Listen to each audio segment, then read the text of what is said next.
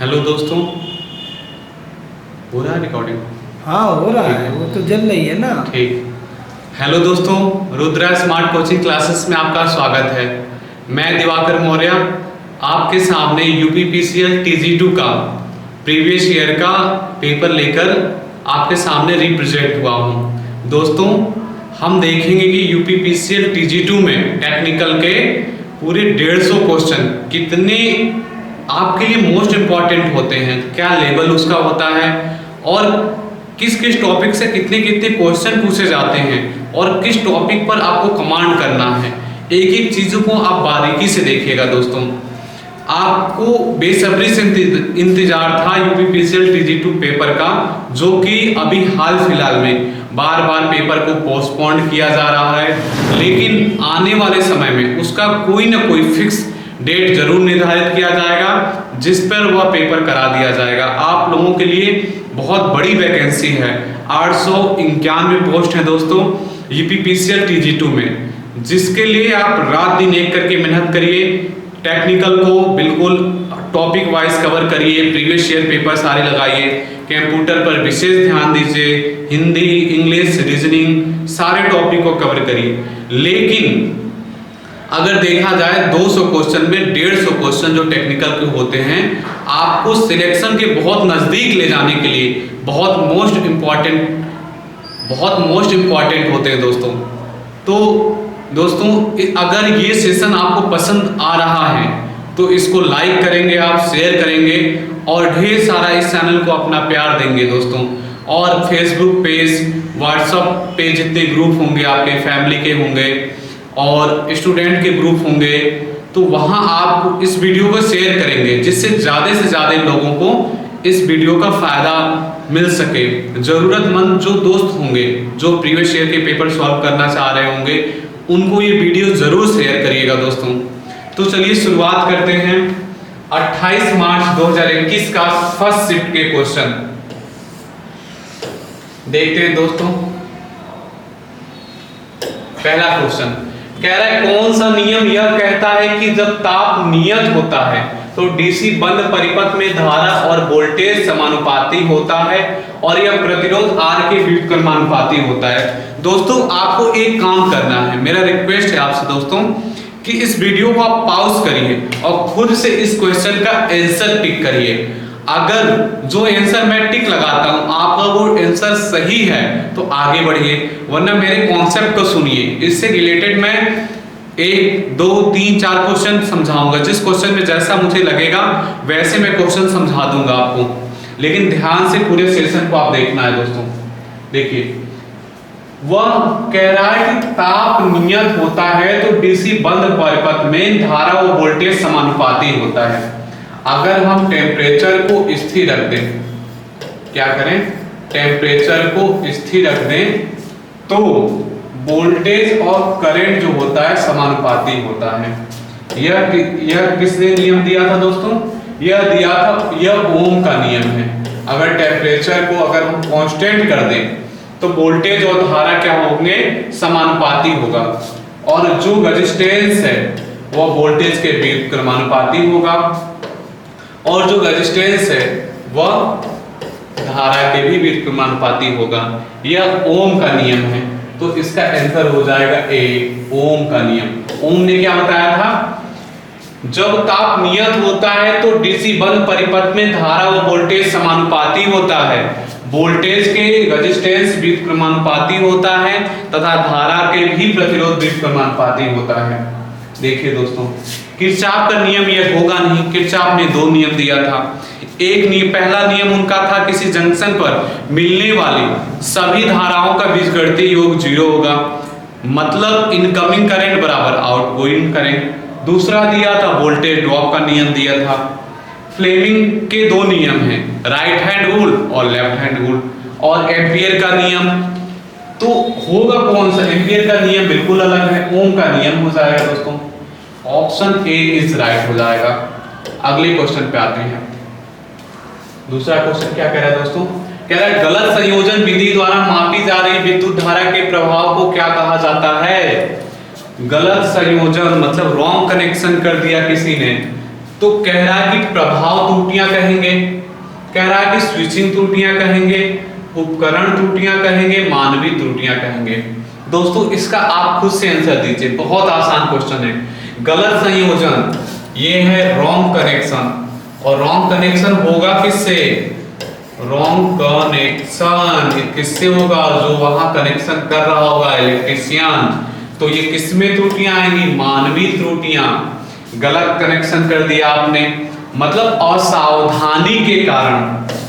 किसके कारण? असावधानी, असावधानी या गलत संयोजन आपने कर दिया, गलत संयोजन कर दिया,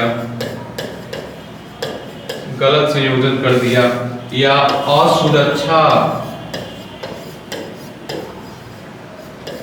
असावधानी, असुरक्षा, गलत संयोजन के कारण जो भी इंस्ट्रूमेंट में एरर आती हैं उसे हम मानवीय त्रुटियां कहते हैं दोस्तों। Option number D is right हो जाएगा इसका।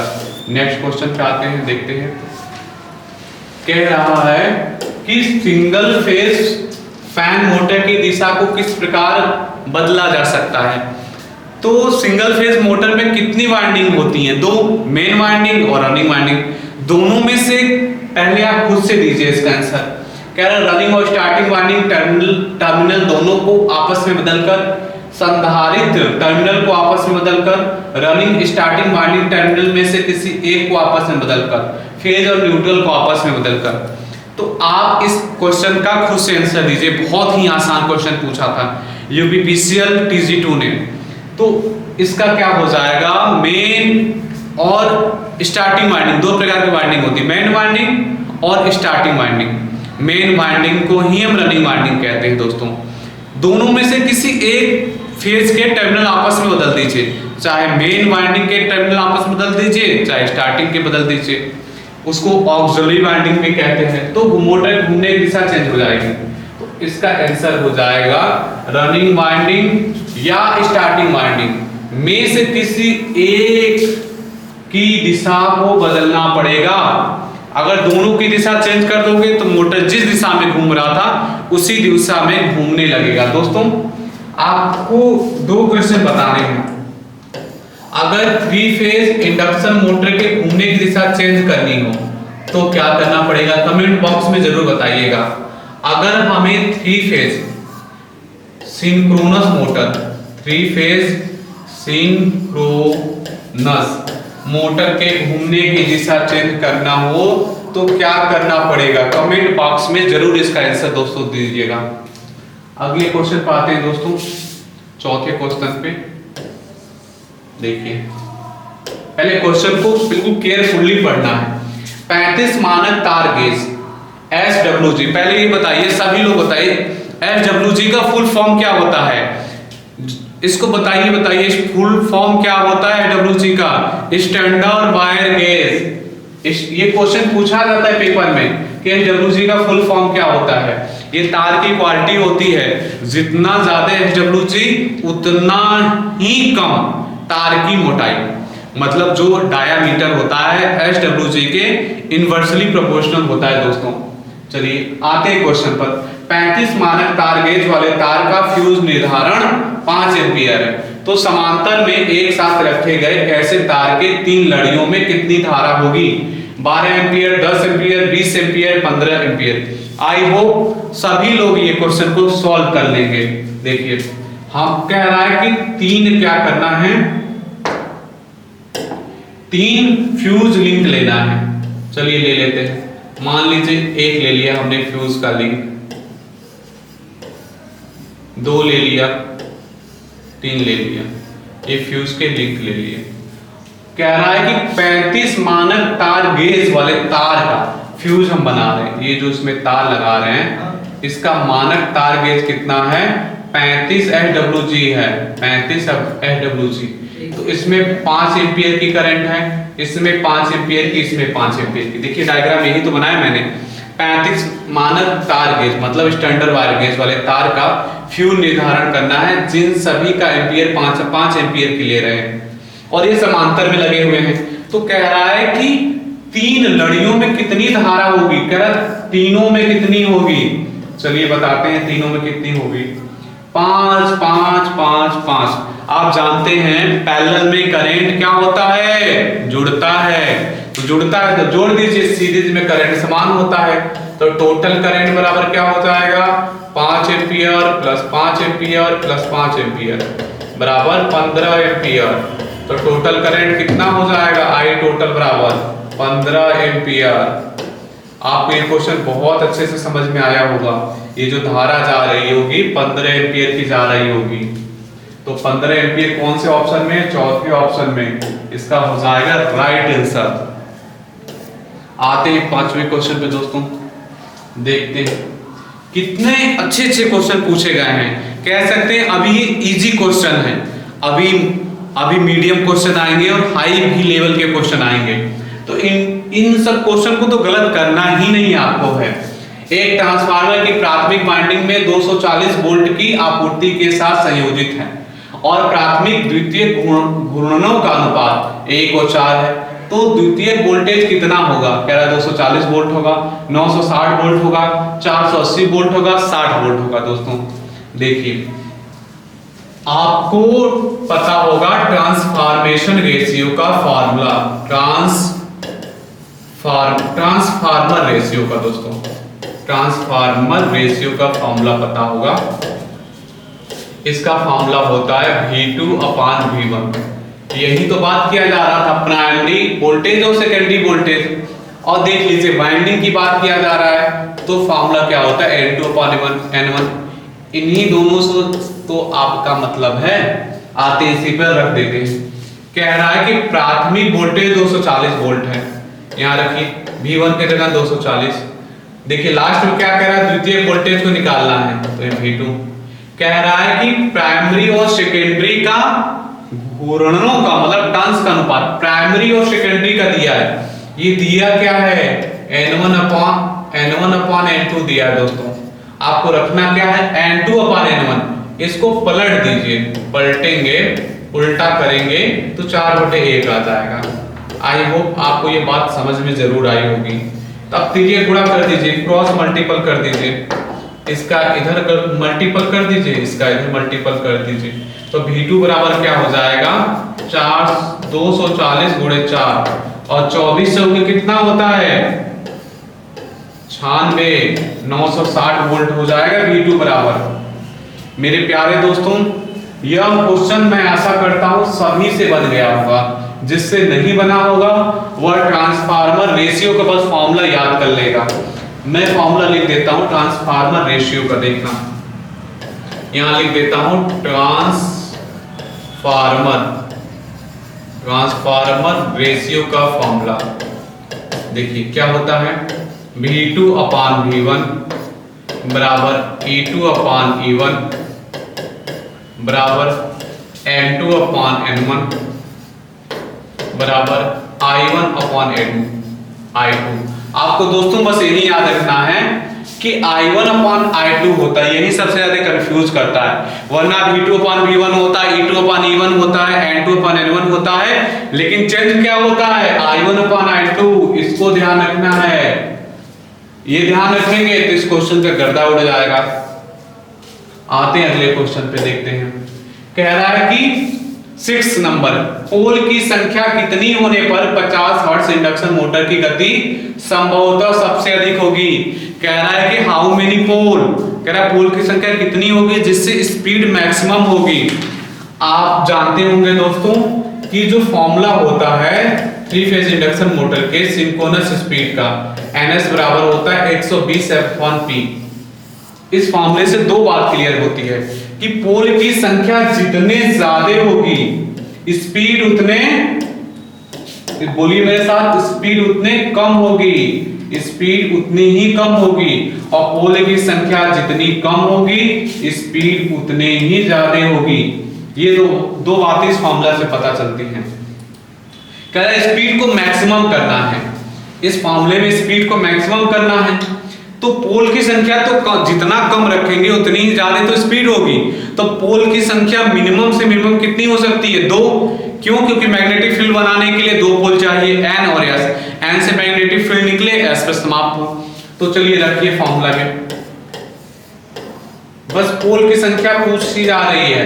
अगर आप 2 रखते हैं तो स्पीड आ जाएगी 3000 आरपीएम राउंड पर मिनट। तो कितने पोल रखने पर स्पीड मैक्सिमम हुई? 2। ऑप्शन में सबसे कम वाला लगा देंगे दोस्तों, इसका 2 हो जाएगा राइट आंसर।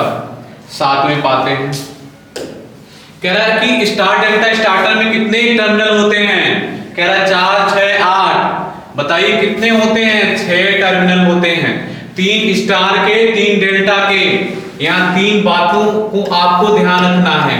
जो DOL स्टार्टर होता है, स्टार्टर जो DOL स्टार्टर होता है, डायरेक्ट ऑनलाइन स्टार्टर होता है, उसका प्रयोग 5 HP से कम की मोटर को स्टार्ट करने के लिए प्रयोग किया जाता है। जो स्टार डेल्टा स्टार्टर होता है, स्टार डेल्टा स्टार्टर जो होता है, उसका प्रयोग 5 HP से लेकर 20 HP तक की मोटर के लिए प्रयोग किया जाता है। और जो ऑटो ट्रांसफार्मर होता है, ऑटो ट्रांसफार्मर जो होता है स्टार्टर, ऑटो ट्रांसफार्मर स्टार्टर जो होता है, उसका प्रयोग 20 HP से अधिक की मोटर को स्टार्ट करने के लिए प्रयोग किया जाता है। और स्टार्टर क्या करता है? जो शुरू में मोटर ज्यादा करंट लेती है, 5 से 7 गुना ज्यादा करंट लेती है, उसको ये कम कर देता है। आते हैं अगले क्वेश्चन पे दोस्तों। देखिए, पूछा जा रहा है कि जर्मेनियम के एक परमाणु में कितने प्रोटॉन होते हैं? जर्मेनियम के एक परमाणु में कह रहा है कि 32 होते हैं, 23 होते हैं, 14 होते हैं, 13 होते हैं। तो दोस्तों जर्मेनियम के एक परमाणु में 32 प्रोटॉन होते हैं, और जितने प्रोटॉन होते हैं उतने ही इलेक्ट्रॉन होते हैं। और जर्मेनियम क्या है? एक सेमीकंडक्टर है। जर्मेनियम क्या है? एक अर्धचालक होता है। जर्मेनियम एक अर्धचालक पदार्थ होता है, एक अर्धचालक पदार्थ होता है। और यह कार्बन ग्रुप का एक एलिमेंट तत्व होता है। कार्बन ग्रुप का एक तत्व होता है। इसका अगर हम देखें इलेक्ट्रॉनिक विन्यास तो 2, 8, 18, 4, मतलब इसकी जो बैलेंसी इलेक्ट्रॉन है वो 4 होगी। मतलब इसके आउटर मोस्ट में कितने इलेक्ट्रॉन होंगे? 4 होंगे। और ये सेमीकंडक्टर में आता है। जर्मेनियम हो गया, सिलिकॉन हो गया। आते हैं, देखते हैं। कह रहा है कि 0.1 मीटर लंबाई का चालक 5 मीटर प्रति सेकंड के वेग से 2.5 मीटर टेस्ला के अभिवाह घनत्व में संचलन करता है। तो चालक में प्रेरित ईएमएफ का मान क्या होगा दोस्तों? तो प्रेरित ईएमएफ का मान बताना है। तो फॉर्मूला पहले लिख लीजिए कि प्रेरित ईएमएफ का फॉर्मूला क्या होगा? BLV sin थीटा, ये फॉर्मूला। देखिए, एंगल की बात नहीं की जा रही है, तो एंगल की बात नहीं की जा रही तो sin 90 का मान कितना होता है? 1। आप रख लीजिएगा। चलिए इसमें पुट करते हैं। फ्लक्स डेंसिटी कितना दिया है? 2.5 टेस्ला। रखिए, 2.5 टेस्ला रख लीजिए। लंबाई कितना दिया है? 0.1 रख लीजिए, 0.1 रख लिया आपने। और वेग कितना दिया है? 5। चलिए सबका गुणा कर दीजिए। ईएमएफ आपको निकालना था, ईएमएफ। चलिए सॉल्व करिए। 25 5 125, सभी का गुणा कर दिया। और एक स्थान यहाँ, एक स्थान यहाँ, 2 स्थान पर लग जाएगा। ईएमएफ है तो इसका मात्रक वोल्ट। तो देखिए कोई ऑप्शन मैच किया? बिल्कुल करेगा match. Option number D is right. देखिए, कह रहा है कि निकिल आयरन सेल का विद्युत अपघट्य कैसा होता है? बताइए। तन्नु सल्फ्यूरिक अम्ल होता है, क्षारीय होता है, सल्फर डाइऑक्साइड होता है, या KOH का 21% विलयन होता है? इसको तो आपको बताना ही बताना है, क्योंकि ये फ्री का एक नंबर देके जा रहा है। निकल आयरन सेल का विद्युत अपघट्य कैसा होता है पूछा जा रहा है। 4 ऑप्शन आपके पास है। इसका होता है KOH का 21%, पोटेशियम हाइड्रोक्साइड का 21%, चलिए इससे रिलेटेड कुछ मैं पॉइंट आपको बता देता हूं, इसको हमेशा याद रखिएगा।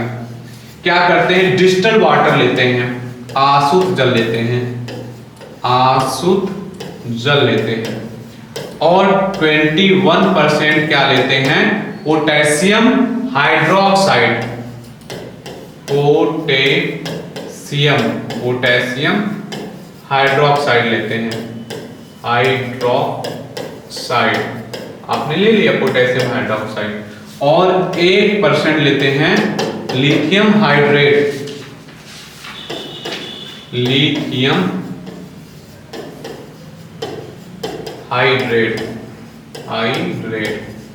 और क्या करते हैं, एक विलयन तैयार करते हैं, ये होता है LiOH और ये होता है KOH, इसको ब्रैकेट में करते हैं बंद, देखिए ये होता है। फिर इसके एक और इम्पॉर्टेंट पॉइंट्स को आपको याद रखना चाहिए कि जो नेगेटिव प्लेट की संख्या होती है वो एक ज्यादा होती है पॉजिटिव प्लेट से, मतलब number of negative plate is more than 1। Positive plate की तुलना में नेगेटिव प्लेट की संख्या एक ज्यादा होती है। और एक बात और है इसमें कि जो निकिल आयरन सेल होता है उसका जो आंतरिक प्रतिरोध होता है वह सीसा अम्ल सेल की तुलना में ज्यादा होता है। अगर ऑप्शन में पूछा जाए तो 5 गुना ज्यादा होता है। चलिए अगले क्वेश्चन पे आते हैं। ये क्वेश्चन मैं पढ़ता हूं और आप इसका आंसर देने की कोशिश करिएगा। वोल्टेज ग्रेडिंग के अनुसार 251 वोल्ट से 650 वोल्ट के बीच वोल्टेज रेंज क्या कहलाती है? कह रहा उच्च वोल्टेज कहलाती है, मध्यम वोल्टेज कहलाती है, सुपर हाई वोल्टेज कहलाती है, कह रहा न्यूनतम वोल्टेज कहलाती है। तो हमें क्या बताना है, 250 वोल्ट से 650 वोल्ट के बीच में या 251 वोल्ट से 650 वोल्ट के बीच में, दोनों से कोई भी क्वेश्चन पूछे उसे बोलते हैं मध्यम वोल्टेज। चलिए और आपको यहां कुछ पॉइंट बताते हैं। अगर 250 वोल्ट से कम वोल्टेज होगा तो उसे बोलेंगे न्यूनतम वोल्टेज।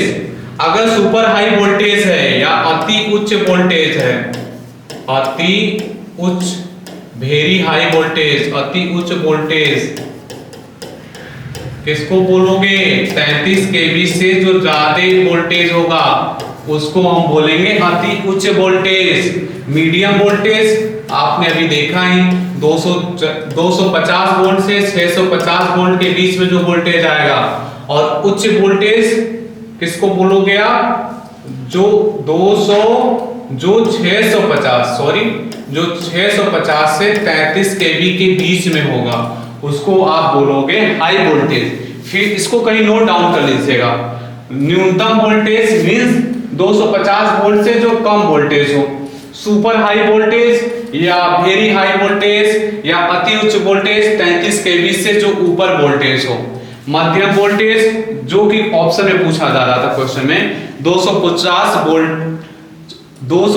वोल्ट से ज्यादा, 250 वोल्ट से ज्यादा और 650 वोल्ट से कम। और उच्च वोल्टेज जो होता है 650 वोल्ट से ज्यादा और 33 से कम, मतलब उसके बीच का कोई भी रेंज हो वो उच्च वोल्टेज में आएगा। अगले क्वेश्चन पे आते हैं दोस्तों। कह रहा है कि वो कौन सा ट्रांसफार्मर है जिसमें कोई लॉस नहीं होता? निम्न voltage transformer, potential transformer, ideal transformer, single phase transformer. तो ऐसे ट्रांसफार्मर आइडियल ट्रांसफार्मर कहेंगे। इनपुट पावर बराबर, ये लिखा मैंने इनपुट पावर बराबर output power, this called ideal transformer. Means कि जितना हमने इनपुट में पावर दिया उतना ही आउटपुट में पावर मिलेगा।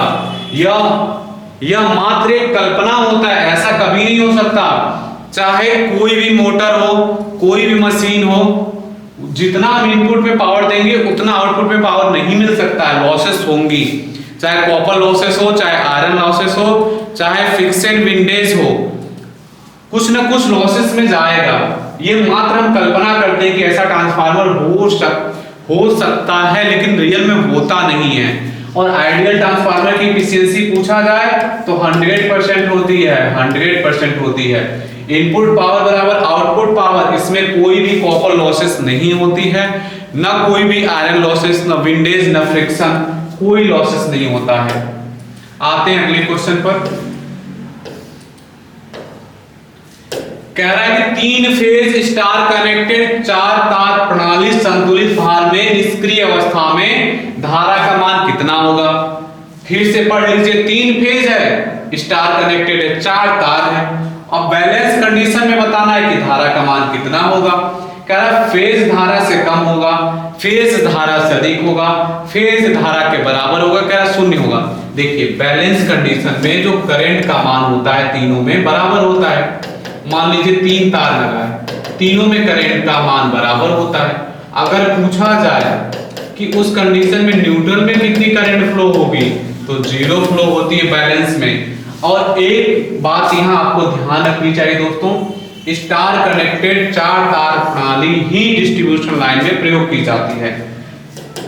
मतलब जो सेकेंडरी डिस्ट्रीब्यूशन लाइन होती है ट्रांसफार्मर के बाद 3 फेज 4 तार प्रणाली ही प्रयोग करते हैं। अगर बैलेंस कंडीशन में है तो निष्क्रिय अवस्था में कोई भी करंट फ्लो नहीं होगा।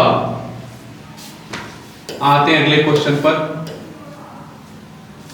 देखिए कह रहा है एसी वोल्टेज का अधिकतम मान 440 वोल्ट है, तो उसका औसत मान कितना होगा। फॉर्मूला आपको पता होगा औसत मान का।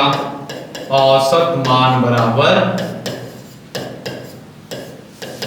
इसको लिख सकते हैं 2V max अपॉन पाई, या लिख सकते हैं 0.636 V max। अगर वोल्टेज के लिए है तो V max, करंट के लिए है तो I max। आइए दोस्तों रखते हैं 0.636 V max की वैल्यू दिया है 440 वोल्ट। इसको आपस में मल्टीपल कर लीजिए, करेंगे तो 280.28 वोल्ट आपका आंसर हो जाएगा। ये आपका आंसर हो जाएगा। देखिए ये आंसर हो जाएगा। एसी वोल्टेज का अगर कोई पूछे आपसे फॉर्म फैक्टर कितना होता है तो बताइएगा 1.11 फॉर्म फैक्टर। चलिए अगला कलर ले लेते हैं, अलग कलर। अगर पूछे पीक फैक्टर 1.41, ये दोनों बात भी ध्यान रखिएगा। आरएमएस वैल्यू पूछे तो 0.707 V max वोल्टेज के लिए। ये फॉर्मूले याद रखिएगा, आने वाले पेपर में आपके लिए काफी यूजफुल फॉर्मूला होगा। आइए दोस्तों देखते हैं अगला क्वेश्चन। कह रहा कि एक पूर्ण भार ट्रांसफार्मर में 800 वाट ताम्र हानि है, अर्ध भार पर यह कितनी हानि होगी। इसका फॉर्म, इसको तो डायरेक्ट आप कर सकते हैं, लेकिन एक इसका फॉर्मूला भी होता है। फुल लोड पूर्ण भार पर कॉपर लॉसेस, पूर्ण भार पर ताम्र हानि बराबर क्या फॉर्मूला होता है 1/2। आपसे पूछा जा रहा है, चलिए इसको फॉर्मूला शॉर्ट में लिखते हैं। हाफ लोड पर आपसे कॉपर लॉसेस पूछा जा रहा है तो होता है 1/2 का whole square into full load पर कॉपर लॉसेस। चलिए रख दीजिए 1/2 का whole square. Full load copper losses कितना दिया था 800 वाट। चलिए सॉल्व कर लीजिए। 1/2 का स्क्वायर करेंगे तो 1/4 इंटू 800 वाट, काट दीजिए 200 वाट। आपको क्या पता चला दोस्तों, हाफ लोड पर जो कॉपर लॉसेस आएगा 200 वाट आएगा। अगर पेपर में डायरेक्ट पूछा जाए फुल लोड का लॉस देकर, कॉपर लॉस देकर हाफ लोड का पूछा जाए तो क्या करते हैं 800/2 का होल स्क्वायर हाफ लोड के लिए हो जाता है। ये हमेशा फॉर्मूला काम करता है। ये 4 से भाग देंगे 200। 1/3 लोड पर पूछा जाए तो 1/3 का स्क्वायर, ये है क्या 1/2 ही तो है। और अगर 1/4 में पूछा जाए तो 1/4 का होल स्क्वायर। ये फॉर्मूला आपके लिए काफी कारगर साबित होगा। I hope. आते हैं 3 फेज प्रेरण मोटर के घूमने की दिशा, जो मैंने बोला था कमेंट बॉक्स में आप आंसर दीजिएगा, वही क्वेश्चन फिर से आपसे पूछ लिया गया। 3 फेज मोटर के घूमने की दिशा कैसे बदलेंगे आप। अर्ध वायर को न्यूट्रल वायर में बदल देना चाहिए, स्टार्टर को बदल देना चाहिए, किन्हीं 2 फेजों को आपस में बदल देना चाहिए, मुख्य स्विच को बदल देना चाहिए। 3 फेज के घूमने की दिशा बदलनी है तो क्या करना चाहिए? किन्हीं 2 फेजों के कनेक्शन को आपस में बदल देना चाहिए, मोटर घूमने की दिशा बदल जाएगी। और ये क्वेश्चन पूछा जाता है कि 3 फेजों, जो ये 3 फेज होते हैं आपस में ये कितने इलेक्ट्रिकल डिग्री पर लगाए जाते हैं? दोस्तों 120 डिग्री पर लगाए जाते हैं। इनके बीच का जो फेज अंतर होता है वो 120 डिग्री का होता है। फेरासिस ने डबल रिवॉल्विंग फील्ड थ्योरी दिया था। आइए अगले क्वेश्चन पे आते हैं। कह रहा इनमें से किस प्रकार की बैटरी प्राथमिक बैटरी से संबंधित है? कह रहा निकेल धातु, हाइड्राइड, सीसा अम्ल, लिथियम आयन, क्षारी, एल्कलाइन। तो क्या पूछा जा रहा है कि primary battery use and throw, मतलब जिसमें रिवर्सिबल क्रिया ना हो, आपने एक बार चार्ज किया, यूज करते रहे, अगर डिस्चार्ज हो गया तो अब वो चार्ज कर ही नहीं सकते। दिस कॉल्ड प्राथमिक cell, this called primary cell. तो ये क्षारीय अल्कलाइन ऐसा आता है जो प्राइमरी सेल में आता है। और देख लीजिए प्राइमरी में कौन कौन से आते हैं? डेनियल आता है, डेनियल सेल,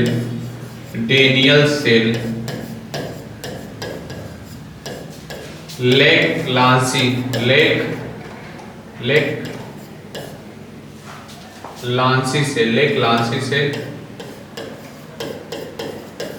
लांसी सेल और शुष्क सेल। ये तीनों क्या होते हैं? प्राइमरी सेल होते हैं दोस्तों। सेकेंडरी सेल कौन से होते हैं? जिसमें रिवर्सिबल एक्शन हो, मतलब हम चार्ज करें फिर यूज करें, डिस्चार्ज हो जाए फिर से चार्ज करें। उसमें कौन कौन से आता है? सीसा अम्ल सेल आता है और आपका आता है निकेल आयरन सेल आते हैं। तो ये आपको क्लियर हो गया होगा दोस्तों। अगले क्वेश्चन पे आते हैं। कह रहा है कि इनमें से कौन प्रतिपक इन्वर्टर से संबंधित है लेकिन बैटरी से संबंधित नहीं है? कह रहा है कि कैथोड ऋणाग्र विद्युत अपघट्य इलेक्ट्रोलाइट, धनाग्र एनोड आवेशन परिणामित्र। कह रहा है इनमें से कौन सा प्रतिपक इन्वर्टर से संबंधित है लेकिन बैटरी से संबंधित नहीं है? कह रहा बैटरी से संबंधित नहीं है। ऑप्शन एलिमिनेट मेथड खेलते हैं, एक गेम हम लोग इसके साथ खेलते हैं। कह रहा था बैटरी से संबंधित नहीं है, देख लेते हैं बैटरी से संबंधित कौन कौन सा है, और जो है वो तो रहेगा, कह रहा नहीं है वो आंसर हो जाएगा। तो बैटरी से कौन कौन से संबंधित होता है? कैथोड होता है, उसमें इलेक्ट्रोलाइट डाला जाता है, उसमें एनोड होता है। तो कौन सा नहीं होता है? आवेशन ट्रांसफार्मर नहीं होता, इसका आंसर हो जाएगा। मतलब इन्वर्टर से कौन सा संबंधित होता है? आवेशन परिणामित्र होता है संबंधित। 19 नंबर पे आते हैं दोस्तों।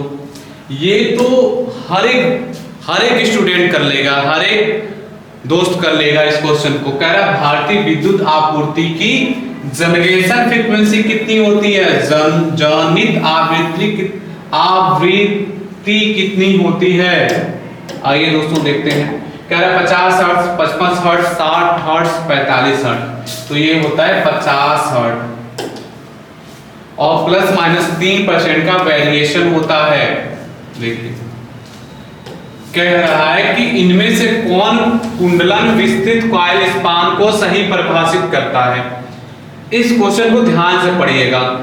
कह रहा है कि इनमें से कौन कुंडलन विस्तृत कॉइल स्पान की सही परिभाषा, तो कॉइल स्पान की परिभाषा को खोजना है। क्या आर्मेचर स्लॉट के संदर्भ में मापे जाने वाले कॉइल के दोनों किनारों के बीच आर्मेचर चालक के संदर्भ में एक कुंडल के प्रारंभ और अगले कुंडल के प्रारंभ के बीच की दूरी, प्रति ध्रुव आर्मेचर स्लॉट की संख्या, एक ही कम्यूटेटर खंड से जुड़े हुए कॉइल के 2 किनारों के बीच की दूरी। तो कॉइल स्पान की परिभाषा कौन दर्शाता है दोस्तों? आर्मेचर स्लॉट के संदर्भ में मापी जाने वाली कॉइल के दोनों किनारों के बीच की दूरी को कॉइल स्पान कहते हैं। ये इसका आंसर सही हो जाएगा। आते हैं अगले क्वेश्चन पे। कह रहा है the SI unit of luminous efficiency, चलिए लिखते हैं। ल्यूमिनस दस्ता की फॉर्मूला, ल्यूमिनस दस्ता का फॉर्मूला लिखते हैं। ल्यूमिनस दस्ता का फॉर्मूला होता है दोस्तों आउटपुट बटे इनपुट, आउटपुट बटे इनपुट। तो आउटपुट में आता है आपका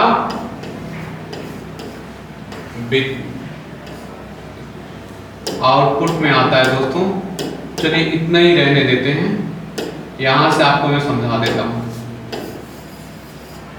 देखिए तो क्या पूछा जा रहा है, एस ल्यूमिनस एफिशिएंसी क्या होगा, एफिशिएंसी आउटपुट बटे इनपुट, ल्यूमेन प्रति वाट। हमने आउटपुट में क्या प्राप्त किया, ल्यूमेन, और कितना उसको इलेक्ट्रिक इनपुट पावर दिया, तो इसका हो जाएगा ल्यूमेन प्रति वाट, इसका हो जाएगा ल्यूमेन प्रति वाट दोस्तों। अगले क्वेश्चन पे आते हैं। कह रहा है कि इनमें से कौन ब्रिज रेक्टिफायर की एक हानि है। उर्मिका वोल्टेज निम्न होती है, अर्ध तरंग दृष्टकारी की तुलना में डायोड की संख्या अधिक होती है, परिणामित्र का उपयोगिता गुणक ज्यादा होता है, सेतु दृष्टिकरण दस्ता अर्ध तरंग दृष्टकारी से दोगुनी होती है। हमें ब्रिज रेक्टिफायर का एक लॉस बताना है, एक हानि बताना है। ब्रिज रेक्टिफायर में लगते हैं 4 डायोड, हाफ में लगता है 1, फुल में लगता है 2। तो बताइए दोस्तों, यह जो हाफ वेव रेक्टिफायर की तुलना में डायोड की संख्या अधिक होती है, यही तो एक उसका लॉस है। 4 डायोड लगाएंगे और हाफ में लगाएंगे 1, हुआ ना हानि। क्यों? क्योंकि 4 डायोड खरीदने जाएंगे तो पैसा ज्यादा लगेगा ना, ये इसकी एक हानि हो जाएगी और लॉसेस भी तो ज्यादा करेंगे। कह रहा है कि which parameter of magnetism is measure in unit of tesla. कह रहा है चुंबकत्व का कौन सा पैरामीटर टेस्ला की इकाई में मापा जाता है। कह रहा है चुंबकीय क्षेत्र, चुंबकीय फ्लक्स पथ प्रतिष्ठम, चुंबकीय फ्लक्स घनत्व। कह रहा है कि टेस्ला बताना है, ये होता है V बराबर π/A। इसका मात्रक होता है आपका, फ्लक्स का होता है वेबर प्रति मीटर स्क्वायर। वेबर क्या बोलते हैं दोस्तों, वेबर प्रति मीटर स्क्वायर। इसी को क्या बोलते हैं, टेस्ला मीटर स्क्वायर। इसी को दोस्तों बोलते हैं टेस्ला, इसी को बोलते हैं, और लिख लीजिए, इसी को बोलते हैं गॉस। एक टेस्ला में कितना गॉस होता है, कमेंट बॉक्स में जरूर इसको बताइएगा। एक टेस्ला में कितना गॉस होता है, एक टेस्ला बराबर 10⁴ गॉस होता है। ये बात जरूर ध्यान रखिएगा, पेपर में पूछा जाता है। एक टेस्ला बराबर 10⁴ गॉस होता है। तो क्या हो जाएगा टेस्ला का, मैग्नेटिक फ्लक्स डेंसिटी, चुंबकीय फ्लक्स घनत्व। Option number D is right. आते हैं अगले क्वेश्चन पर।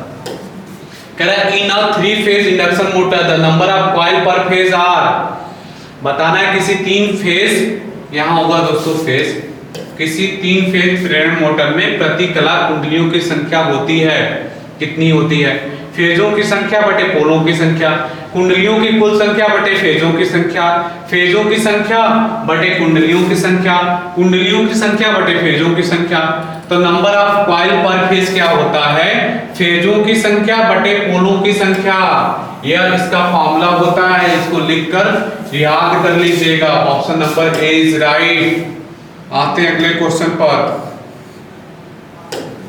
कह रहा which is use for finding the force direction on a current carrying conductor in a magnetic field.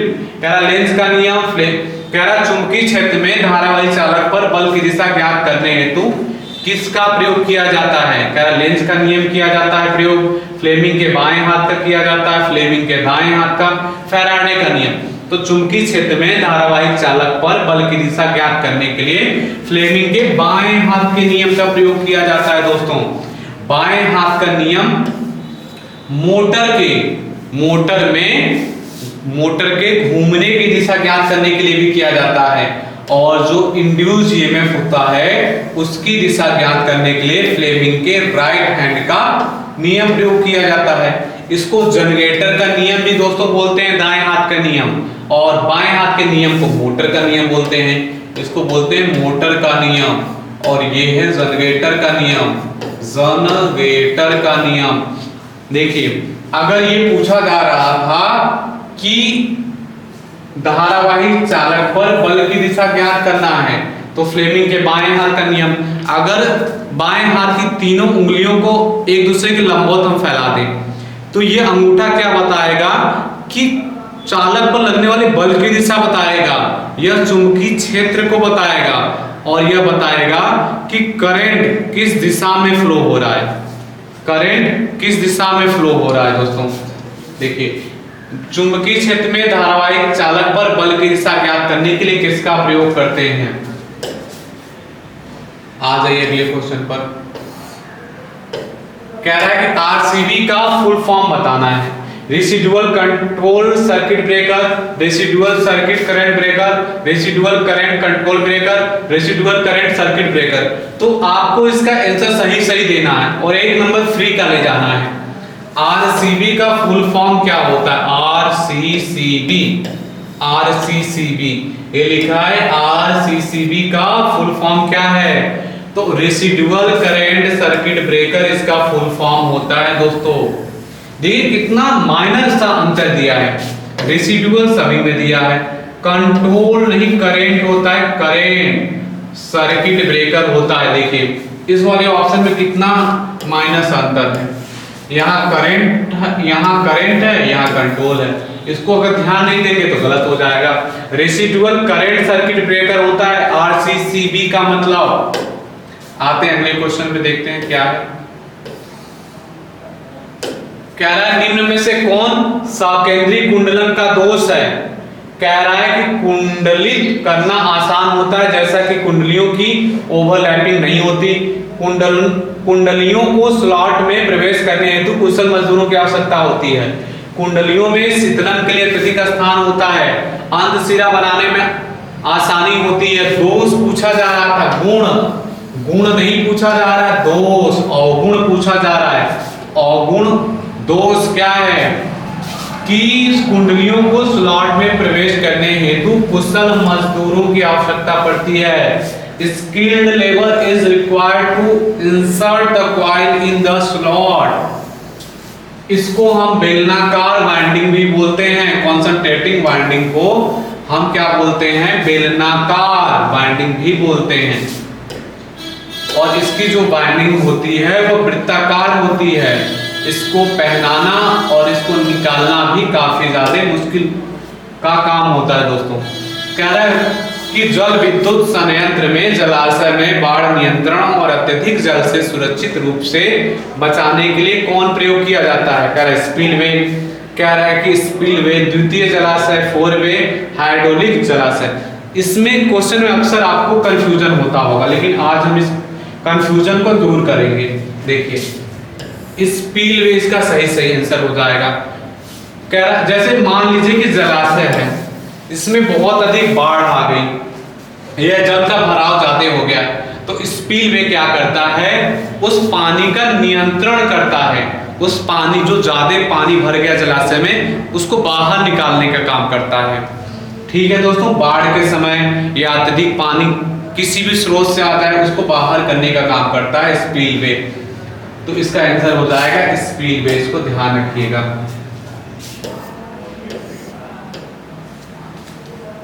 देखिए ट्रांसफार्मर के ब्रीदर में सिलिका जेल का क्या कार्य होता है। वाइंडिंग द्वारा हुई नमी को अवशोषित करना, हवा द्वारा हुई नमी को अवशोषित करना, वाइंडिंग के लिए अवरोध प्रदान करना, या तेल द्वारा हुई नमी का अवशोषित करना। दोस्तों मैंने एक ट्रांसफार्मर पे वीडियो बनाया है, जाके उस ट्रांसफार्मर की वीडियो को जरूर देखिएगा, ये आपका कॉन्सेप्ट बिल्कुल क्लियर हो जाएगा। मैंने उसमें बताया है ब्रीदर में सिलिका जेल जो होता है उसका कलर कैसा होता है जब वो खराब नहीं होता है, और खराब हो जाने के बाद कैसा कलर होता है, और ब्रीदर में उसके नीचे जो होता है कटोरी होता है, उसमें तेल क्यों भरते हैं, वो सारा जाके कॉन्सेप्ट वहां से क्लियर कर लीजिएगा। तो ये क्या करता है, हवा द्वारा हुई नमी को अवशोषित करता है। दोस्तों मैं बता देता हूं, जो सिलिका जेल होता है उसका कलर जो होता है नीला होता है, और जब खराब हो जाता है तो उसका कलर गुलाबी हो जाता है। और जो कटोरी होती है और धूल गंदगी डस्ट को क्या एब्जॉर्ब करने का काम करती है। कह रहा है कि स्टेप्ड वोल्टेज स्टेबलाइजर में किस प्रकार के ट्रांसफार्मर का प्रयोग किया जाता है। कह रहा छोटा transformer, auto transformer, boost transformer, current transformer. तो ऑटो ट्रांसफार्मर का प्रयोग करते हैं स्टेप्ड वोल्टेज स्टेबलाइजर में। ऑटो ट्रांसफार्मर क्या काम है, वोल्टेज को बढ़ा देना और घटा देना। तो हमें वोल्टेज को स्टेप्ड करना है तो ऑटो ट्रांसफार्मर का प्रयोग करेंगे। ऑटो ट्रांसफार्मर में सिर्फ एक वाइंडिंग होती है, अक्सर क्वेश्चन पूछा जाता है। और ऑटो ट्रांसफार्मर 3 प्रकार के होते हैं, मैनुअल होता है और 2 और कोई होते हैं, मुझे अभी ध्यान नहीं है दोस्तों। मैं अगर मुझे ध्यान आएगा तो आगे वाले क्वेश्चन में मैं उसको बता दूंगा। आते हैं अगले क्वेश्चन पे। कह रहा है प्रेरित विद्युत वाहक बल स्वयं को उत्पन्न करने वाले बल पर विरोधी बल स्थापित करता है। यह किसकी परिभाषा है। कह रहा है फैराडे का प्रथम नियम, फैराडे का द्वितीय नियम, फ्लेमिंग के बाएं हाथ का नियम, लेंज का नियम। लेंज का नियम है दोस्तों, लेंज का नियम है E बराबर minus N D phi upon D T. यह सदैव क्या करता है, प्रेरित जो विद्युत वाहक बल होता है, प्रेरित विद्युत वाहक बल, यह सप्लाई वोल्टेज का सदैव विरोध करता है। यह लेंज ने बताया था कि जिससे उत्पन्न होगा ना उसी का विरोध करता है। आपने ये खूब बात सुनी होगी सर लोगों के मुख से या फ्रेंड लोगों के मुख से, ये लेंज का ही नियम था। कह रहा डीसी जनरेटर का कौन सा भाग ध्रुव कोर को सपोर्ट करने, ध्रुव कोर को मतलब पोल कोर को सपोर्ट करने और मशीन के आंतरिक भाग को यांत्रिक सुरक्षा प्रदान करने का काम करता है। दोस्तों मैंने डीसी जनरेटर का एक वीडियो बनाया, उसमें जाके देखिएगा, हर एक पार्ट्स के बारे में मैंने बताया है, वर्किंग प्रिंसिपल सब कुछ बताया है। तो उसमें जो होता है ना, योग क्या करता है, पोल कोर को सपोर्ट करता है।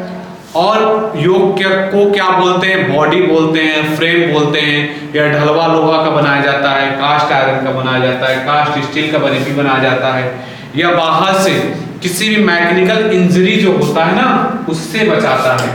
आते हैं अगले क्वेश्चन पे दोस्तों, देखते हैं अगला क्वेश्चन क्या है। कह रहा है ट्रांसफार्मर में आयरन लॉस को किसके द्वारा निर्धारित किया जाता है।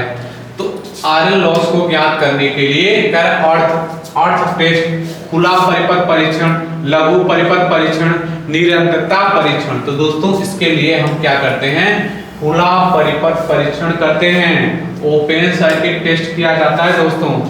आते हैं अगले क्वेश्चन पर। कह निम्न में से किस पदार्थ का ताप गुणांक ऋणात्मक होता है दोस्तों।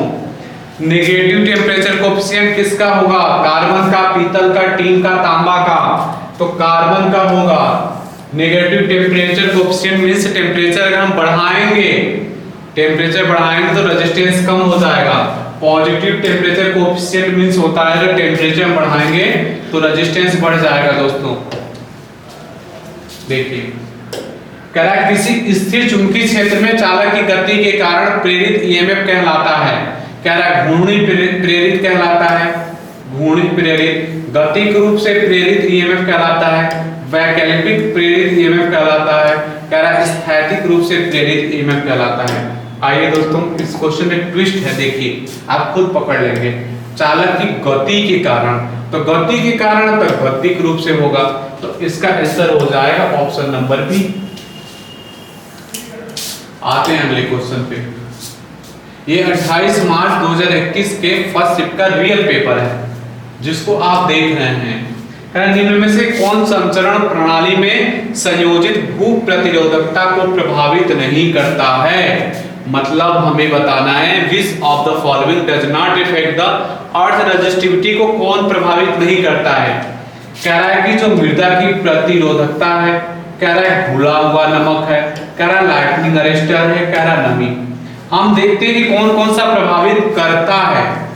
तो मृदा जो मिट्टी की प्रतिरोध है ये प्रभावित करेगा, घुला हुआ नमक भी करेगा, लाइटनिंग अरेस्टर तो जो बिजली गिरती है आसमान की बिजली उससे बचाता है स्टेशन सब स्टेशन या इक्विपमेंट को, नमी भी प्रभावित करती है।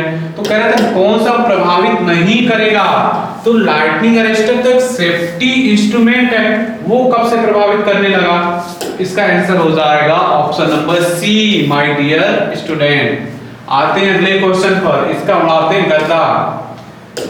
देखिए ये महाराज क्या पूछ रहे हैं आपसे, the RMS value of alternating current is, अभी मैंने आपको सिखाया था आरएमएस वैल्यू होता है 0.707, एवरेज वैल्यू सिखाया था 0.636, फॉर्म फैक्टर सिखाया था 1.11, पीक फैक्टर सिखाया था 1.41। अगर वोल्टेज के लिए कहा जा रहा है तो V मैक्स लिख दीजिए, करंट के लिए कह रहा है तो I मैक्स। आप देख लीजिए किसके लिए क्या पूछा जा रहा है, तो ये हो जाएगा 0.707 V मैक्स या I मैक्स। अल्टरनेटिंग करंट के लिए था तो I मैक्स हो जाएगा। देखिए अगला क्वेश्चन कह रहा है कि निम्न में से कौन वायरिंग प्रणाली नहीं है? कह रहा है रिंग मुख्य प्रणाली, ग्रिड प्रणाली, ट्री प्रणाली, वितरण बोर्ड प्रणाली। तो दोस्तों जो ग्रिड प्रणाली होती है वो वायरिंग का प्रणाली का भाग नहीं होता है। रिंग मैन जो प्रणाली होती है वो वायरिंग प्रणाली का एक प्रकार होता है, ट्री भी होती है, वितरण बोर्ड भी होती है। ऑप्शन नंबर इसका हो जाएगा बी। आते हैं अगले क्वेश्चन पे। अगला क्वेश्चन क्या है, किसी महीने की कुल मांग उस समय अवधि में दिनों की संख्या से विभाजित किया जाता है तो कहलाता है अधिकतम मांग, औसत मांग, न्यूनतम मांग, समान मांग। किसी महीने की कुल मांग उस समय अवधि में दिनों की संख्या से अगर आप विभाजित कर लोगे तो ये फॉर्मूला होता है, वो कहलाएगा मैक्सिमम डिमांड। क्या कहलाएगा दोस्तों? मैक्सिमम डिमांड कहलाएगा। अल्टरनेटर पर क्या अंकित होता है? यहाँ 2-3 क्वेश्चन मैं आपसे पूछूंगा। कह रहा है केवीए या एमवीए, कह रहा है कि किलोवाट आवर, केवीएआर या किलोवाट। अल्टरनेटर की जो रेटिंग होती है ना केवीए या एमवीए में होती है, जो बड़े अल्टरनेटर होते हैं वो आते हैं एमवीए में और छोटे अल्टरनेटर केवीए में आते हैं। आप बताइएगा ट्रांसफार्मर, कमेंट बॉक्स में ट्रांसफार्मर की रेटिंग क्या होती है, आपको बताना है। किसी भी मोटर की रेटिंग क्या होती है और कमेंट्स बॉक्स में आपको बताना है किसी भी जनरेटर की रेटिंग क्या होती है, जनरेटर की रेटिंग किसमें होती है। 3 क्वेश्चन कमेंट बॉक्स में आपको कमेंट करना है दोस्तों। आइए कह रहा है कि चुंबकीय फ्लक्स की एसआई इकाई क्या होती है? कह रहा है वेबर मीटर, फ्लक्स लक्स होती है, कह रहा है ओम होता है वेबर। तो मैग्नेटिक फ्लक्स की जो एसआई यूनिट होती है वो वेबर होती है। रेजिस्टेंस का ओम होता है। उसके बाद ये पूछा जा रहा था मैग्नेटिक फ्लक्स का वेबर हो जाएगा। देखिए कह रहा है कि मूविंग आयरन प्रकार के इंस्ट्रूमेंट के लिए किस प्रकार की आपूर्ति का प्रयोग किया जाता है? मूविंग आयरन के लिए एसी व डीसी दोनों, केवल एसी, केवल डीसी, केवल स्पंदमान।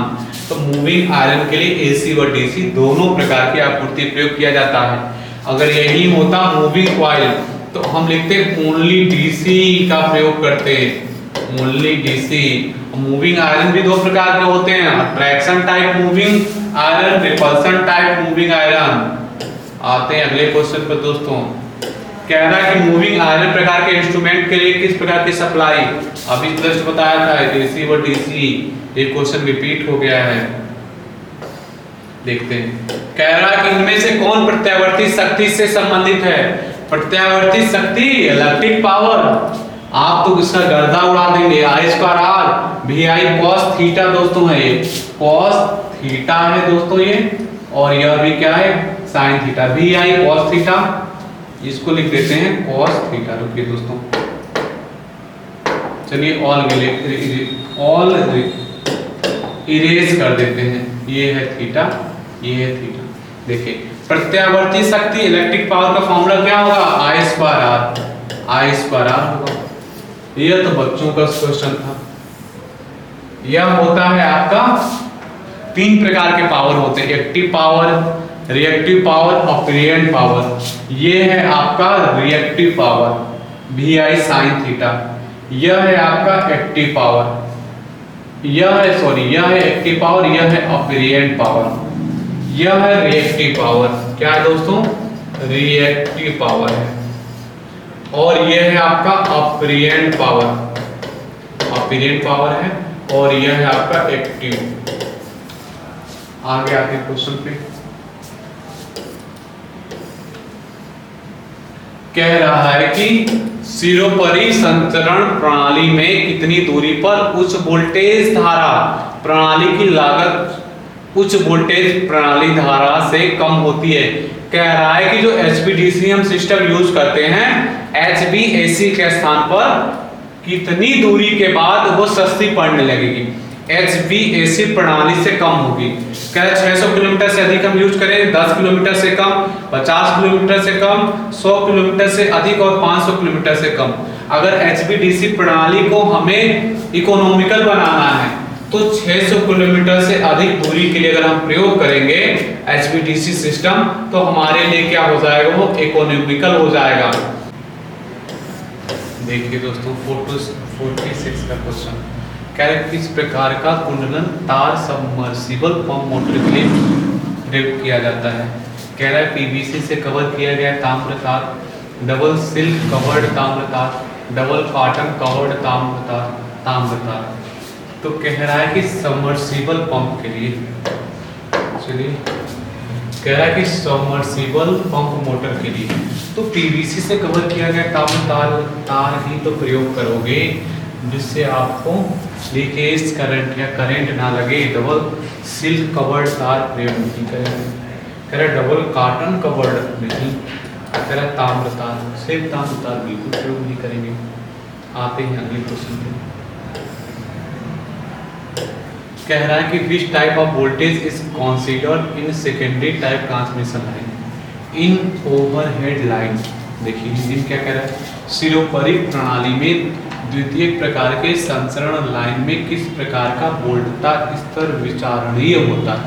मतलब सेकेंडरी वोल्टेज, तो आप जानते होंगे कि जो सेकेंडरी वोल्टेज होता है 33 kV या 66 kV होता है। 33 kV या यूज कर लीजिए या 66 kV यूज कर लीजिए, तो उसे क्या कहेंगे दोस्तों, हाई वोल्टेज लेवल कहेंगे उसे। अगर हम देखें प्राइमरी वाला, इसमें कहीं है प्राइमरी के लिए देख लीजिए 66 kV यूज प्रयोग करते हैं, 132 kV प्रयोग करते हैं, 220 प्रयोग करते हैं kV, 400 kV प्रयोग करते हैं और 765 kV प्रयोग करते हैं, या इसी को बोलते हैं 800 kV लगभग। ये प्राइमरी ट्रांसमिशन के वोल्टेज थे। आइए दोस्तों आगे देखते हैं। कह रहा है व्यक्तिगत प्रतिरोध के व्युत्क्रमों के बीजगणितीय योग द्वारा किस प्रकार का संयोजन व्युत्क्रम तुल्यांक प्रतिरोध देता है। कह रहा है व्यक्तिगत प्रतिरोधों के व्युत्क्रमों के बीजगणितीय योग। इसके लिए एक डायग्राम मैं आपको बनाता हूँ, देखिए इसको इरेज करेंगे फिर बनाता हूँ। देखिए ये एक रेजिस्टेंस ले लीजिए, एक रेजिस्टेंस और ले लीजिए, एक रेजिस्टेंस और ले लीजिए। कह रहा था इन तीनों रेजिस्टेंस के अलग अलग व्युत्क्रम का जो योग है, इसको मान लीजिए R1, इसको R2, इसको R3, ये R टोटल है। तो R टोटल बराबर क्या हो जाएगा, अलग अलग रेजिस्टेंस के व्युत्क्रमों का योग टोटल के व्युत्क्रम के योग के बराबर होगा। देखिए दोस्तों यही तो कह रहा था, व्यक्तिगत प्रतिरोधों के व्युत्क्रमों के बीजगणितीय योग किस प्रकार का संयोजन व्युत्क्रम तुल्यांक प्रतिरोध देगा। तो पैरेलल कनेक्टेड कॉम्बिनेशन वाला ही तो देगा दोस्तों। अगले क्वेश्चन पे आते हैं, इसका गर्दा उड़ा के अगले क्वेश्चन पहुंचते हैं, देखते हैं। कह रहा है कि व्यक्तिगत प्रतिरोध, ये सेम क्वेश्चन है, इसका भी आंसर हो जाएगा पैरेलल कनेक्टेड संयोजन। आते हैं अगले क्वेश्चन पर। ये मैंने क्वेश्चन करा चुका हूं, आप बताइएगा किसी विशेष अवधि या एक महीने में सबसे अधिक विद्युत मांग का उच्चतम स्तर क्या कहलाएगा? उसे हम कहेंगे अधिकतम मांग। Option number D is right. अगले क्वेश्चन पर आइए 51 पर कह रहा है कि ELCB और रिले द्वारा भू क्षरण के परीक्षण में रिले के मध्य संयोजित किया जाता है। कह रहा है किसके मध्य हम रिले को संयोजित करेंगे? ELCB और रिले द्वारा अगर हम भू क्षरण के परीक्षण कर रहे हैं तो कह रहा है उपकरण के धातु बॉडी और भू के बीच में, उपकरण का कलातार और न्यूट्रल तार, उपकरण के धातु बॉडी और न्यूट्रल तार, उपकरण का कलातार। तो उपकरण के धातु बॉडी और धातु के बीच में हम इसका कनेक्शन करेंगे। Option number A is right. ELCB और रिले द्वारा अगर आप अर्थ टेस्टिंग कर रहे हो तो रिले का कनेक्शन कैसे करोगे? जो भी इंस्ट्रूमेंट होगा उसका धातु बॉडी में से एक तार निकालोगे और अर्थ के बीच में एक तार, दोनों को जोड़ दोगे, तो दोनों के बीच में रिले को जोड़ दोगे, फिर आप टेस्टिंग करोगे। कह रहा है कि परिच्छेदों सेक्शनों के लिए किस प्रकार के सिरोपरि लाइन आधार का उपयोग किया जाता है, या लाइन कुछ अनुमत विचलन के साथ सीधी चल रही है जो आमतौर पर 45 अंश से अधिक नहीं होती। निलंबन आधार, टर्मिनल आधार, कोण आधार, जंक्शन आधार। कह रहा है कि सेक्शनों के लिए किस प्रकार के सिरोपरि लाइन आधार का उपयोग किया जाता है? तो कोण आधार प्रकार के सिरोपरि लाइन आधार का प्रयोग किया जाता है। Option number C is right. आगे देखते हैं दोस्तों। कह रहा जब squirrel cage induction motor star से डेल्टा में जुड़ा हुआ है, स्टार से डेल्टा में जुड़ा है तो उसका फेज वोल्टेज कितना होता है? स्टार से डेल्टा में जुड़ा हो। अब स्टार के बारे में भी आपको बताएंगे और डेल्टा के बारे में बता रहे हैं। देखिए डेल्टा में क्या होता है? VL बराबर VPS होता है। लाइन वोल्टेज फेज वोल्टेज के बराबर होता है, लेकिन जो लाइन करंट होती है रूट में 3 गुना ज्यादा होती है फेज करंट की। आते हैं दोस्तों, इसको देखते हैं स्टार कनेक्शन में। इस स्टार कनेक्शन में जो लाइन वोल्टेज होता है रूट में 3 गुना ज्यादा होता है फेज वोल्टेज के। ये हो गया।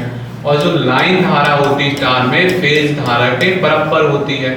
आपको ये फॉर्मूला याद रख लीजिए। स्टार में जो होता है लाइन वोल्टेज फेज वोल्टेज का रूट में 3 गुना होता है, लेकिन लाइन धारा बराबर होती है। इसका जस्ट उल्टा, डेल्टा में फेज जो वोल्टेज होता है लाइन वोल्टेज के बराबर होता है, लेकिन जो लाइन धारा होती है फेज धारा का रूट में 3 गुना होती है। तो हमसे क्या कह रहा था? चलिए अलग कलर ले लेते हैं। ये वाला कलर सेलेक्ट कर लिया। देखिए कह रहा है डेल्टा में जुड़ा होता है, तो बताइए डेल्टा में क्या है? फेज वोल्टेज क्या है? लाइन वोल्टेज के बराबर है। वोल्टेज कह रहा है कि कितना होता है? बराबर होता है, के समान होता है। वोल्टेज लाइन के समान होता है। Option number B is right. अगले क्वेश्चन पाते हैं दोस्तों। देखिए कह रहा है कि किस प्रकार का वाट मीटर 3 कला प्रणाली में निम्न शक्ति गुणक पर सक्रिय शक्ति को मापने के लिए प्रयोग किया जाता है? कह रहा है किस प्रकार के वाट मीटर का प्रयोग करोगे? 3 फेज प्रणाली में लो पावर फैक्टर मापना है। लो पावर फैक्टर पर सक्रिय शक्ति को मापना है। लो पावर फैक्टर पर देखिए which type of wattmeter can be used for measuring the active power in 3-phase system at low power factor? कह रहा है ऑप्शन नंबर, कह रहा है KGF wattmeter, LPF wattmeter, MPF wattmeter, UPF wattmeter. तो इसका हो जाएगा low power factor wattmeter. Option number B is right. अगले क्वेश्चन पाते हैं दोस्तों। किसी शक्ति परिपथ में भार से अधिक नहीं होगा। कह रहा 3000 वाट, 2000 वाट, 1000 वाट, 4000 वाट। तो पावर सर्किट के लिए 3000 वाट से ज्यादा वाट नहीं रखना चाहिए। देखिए 2 बात ध्यान रखिए। पावर सब सर्किट में 3000 वाट से अधिक आपको पावर नहीं रखना है, और उसमें आपको सिर्फ 2 पॉइंट का कनेक्शन देना होता है। ये होता है पावर सब सर्किट के लिए। लाइट और फैन सब सर्किट के लिए देख लीजिए। लाइट व लाइट व फैन सब सर्किट के लिए देख लीजिए, फैन सब सर्किट के लिए देख लीजिए, उसमें 800 वाट से अधिक हम पावर नहीं रखते हैं और 10 पॉइंट से अधिक पॉइंट नहीं रखते हैं। ये बात आपको विशेष रूप से ध्यान रखना है। पावर सब सर्किट में 3000 वाट से अधिक पावर नहीं रखना और 2 पॉइंट से अधिक नहीं रखना है। लाइट और फैन सब सर्किट में 800 वाट से अधिक पावर नहीं रखना और 10 पॉइंट से अधिक नहीं रखना है। एक बात आपको विशेष रूप से ध्यान रखनी है दोस्तों, क्या ध्यान रखनी है कि कोई भी लाइट हो उसकी फर्श से ऊंचाई 2.25 मीटर से ऊपर रखनी है। इसको कहीं कॉपी में नोट डाउन कर लीजिएगा दोस्तों। आते हैं अगले क्वेश्चन पर। अगले क्वेश्चन पे उड़ाते हैं गर्दा। देखिए कैसे उड़ेगा गर्दा। जब वोल्टेज और धारा के मध्य कलांतर 90 डिग्री होता है तो परिपथ में होगा, कह रहा इकाई शक्ति गुणक, शून्य शक्ति गुणक, अग्रगामी शक्ति गुणक, पश्चगामी शक्ति गुणक। तो क्या कह रहा है, वोल्टेज और करंट के मध्य कितने डिग्री का अंतर है, थीटा बराबर दिया है 90। पूछा क्या जा रहा है, शक्ति गुणक। शक्ति गुणक को इंग्लिश में क्या कहते हैं दोस्तों, पावर फैक्टर। पावर फैक्टर को क्या लिखते हैं, कॉस थीटा। चलिए लिख देते हैं कॉस और थीटा की जगह रहेगा 90 डिग्री। आप सभी लोग बताइए कॉस 90 की वैल्यू 0, तो पावर फैक्टर क्या हुआ 0। थाना लगन टॉप क्वेश्चन, बहुत ही आसानी से सॉल्व होने वाला क्वेश्चन था। मुस्कुराते मुस्कुराते गाड़ी आगे बढ़ाइए। देखिए गाड़ी आगे बढ़ गई। टाइपिंग मास्टर ने कर दिया है क्वेश्चन गलत। 4 के जगह दोस्तों रहेगा पाई, 4 के जगह रहेगा थीटा। देखिए 5 ZNP/60 5 कर दीजिए दोस्तों। देखिए जहां जहां 4 है वहां 5 कर दीजिए, जहां जहां है 4 वहां 5 कर दीजिए। चलिए कह रहा है डीसी जनरेटर का ईएमएफ का समीकरण लिखिए। ईएमएफ का समीकरण 5ZNP/60A। ये होता है जनरेटर में इंड्यूस ईएमएफ का समीकरण। खोजिए कहां है ये 5ZNP/60A। मुझे तो दिख गया, पहले ऑप्शन में था ये। फ्लक्स होता है फाई, जेड होता है आपका total number of conductor, N होता है स्पीड, पी होता है नंबर ऑफ पोल, ए होता है पैरेलल पाथ की संख्या। और 2 प्रकार की वाइंडिंग की जाती है दोस्तों जनरेटर में, लैप और वेव। लैप इस ए बराबर पी होता है number of parallel pole. Number of parallel path कितने होते हैं दोस्तों, जितने पोल हैं। ये और वेव जो वाइंडिंग हम करते हैं उसमें जो पैरेलल पाथ की संख्या रखते हैं सदैव 2 होती है। ऑलवेज रिमेंबर, हमेशा इसको ध्यान रखिएगा। जो 3 फेज की लैप बाइंडिंग होती है उसमें A बराबर P होता है, मतलब नंबर ऑफ पैरेलल पाथ हमेशा पोल की संख्या के बराबर होगा। और जो वेव बाइंडिंग होगी उसमें पैरेलल पाथ की संख्या होगी 2। आते हैं अगले क्वेश्चन पर। देखिए क्या कहा जा रहा है, the material of a commutator segment is, commutator segment का पदार्थ हार्ड ड्रॉन कॉपर का बनाया जाता है। Option number B. एल्युमिनियम का नहीं बनाया जाता, ब्रास का नहीं बनाया जाता, स्टील का नहीं बनाया जाता। ऑप्शन एलिमिनेट मेथड भी लगाया जा सकता था। हार्ड ड्रॉन कॉपर का कम्यूटेटर बनाया जाता है और जो बीच में खाली स्थान बचता है दोस्तों उसमें क्या करते हैं, माइका एक इंसुलेटर होता है उसको बीच बीच में भर दिया जाता है। और कम्यूटेटर का काम पूछा जाता है जनरेटर में, एसी को डीसी में बनाना, मोटर में डीसी को एसी बनाना। अब हो गए बच्चों का गेम, आगे बढ़िए। कह रहा है कि वैद्युत और चुंबक के मध्य इंटरेक्शन को किस रूप में जानेंगे। कह रहा है चुंबकशीलता के रूप में, चुंबक के रूप में, प्रतिष्ठम्भ के रूप में, वैद्युत चुंबक के रूप में। वैद्युत और चुंबक के मध्य अगर इंटरेक्शन होगा तो उसे इलेक्ट्रोमैग्नेटिज्म ही तो जानोगे आप, इसी रूप में तो जानोगे। आगे बढ़ते हैं और क्वेश्चन का उड़ाते हैं गर्दा। 3 फेज प्रेरण मोटर का स्टेटर किसके समान होता है, डीसी जनरेटर के समान, 3 फेज ट्रांसफार्मर के समान, डीसी मोटर के समान, 3 फेज अल्टरनेटर के समान। तो 3 फेज अल्टरनेटर के समान होता है 3 फेज इंडक्शन मोटर का स्टेटर। जो 3 फेज का इंडक्शन मोटर होता है उसमें दी जाती है 3 फेज की सप्लाई, और तीनों फेज के बीच का फेज अंतर होता है 120 डिग्री का इलेक्ट्रिकल। और जब हम देते हैं वैद्युत सप्लाई तो उससे उत्पन्न होता है रोटेटिंग मैग्नेटिक फील्ड। आया मेरे प्यारे शेरों समझ में? मैं उम्मीद करता हूं कि सारे क्वेश्चन का उड़ा रहे होंगे आप गर्दा। 3 फेज प्रणाली में कॉइल के बीच फेज वाइंडिंग का अंतर कितना होता है? 120 डिग्री का इलेक्ट्रिकल होता है। Option number C is right. अगर मैं पूछ दूं अगर मान लीजिए कि 2 वाइंडिंग है, इसमें 2 वाइंडिंग, ये 2 वाइंडिंग हो गई, या ऐसे बना लीजिए 2 वाइंडिंग को, एक वाइंडिंग ये हो गई, एक वाइंडिंग ये हो गई। इसमें कितना इलेक्ट्रिकल डिग्री का अंतर होगा? आप कहेंगे 90 डिग्री का अंतर होगा। 3 में 120 का होगा। ये एक फॉर्मूला होता है 360/n, बस 2 के लिए लागू नहीं होता और सभी के लिए लागू होता है। आइए मेरे प्यारे दोस्तों, तो कितना पूछा था 3 फेज के लिए? तो 120 डिग्री इलेक्ट्रिकल का अंतर होगा।